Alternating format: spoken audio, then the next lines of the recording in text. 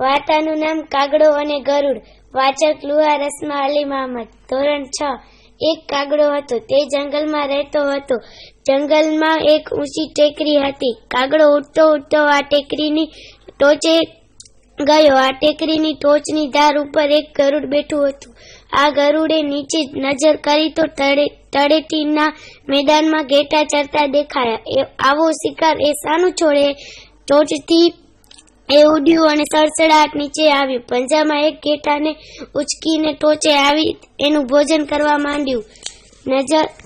નજીક જ બેઠેલા કાગડાને ગરુડની નકલ કરવાનું મન થયું અને એને થયું, હું ક્યાં ગરુડથી જાઉં તેવો છું.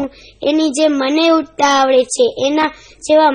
એના જેવા જ મારા પંજા છે. એટલે લાવ્યું. એથી વધુ તગડા ઘેટાને ઉચકી લાવું ને એની જેમ હું એક બાજુ અહીં જ બેસી મજાની જાફત ઉડાવું. કાગડો તો ગરુડની ચાલ ચાલી ઉપડ્યો. તે આવ્યો સીધો તળેટીના મેદાનમાં. ચરતા ચરતા ઘેટામાંના એક અસલમત ઘેટાને નિશાન બનાવ્યું.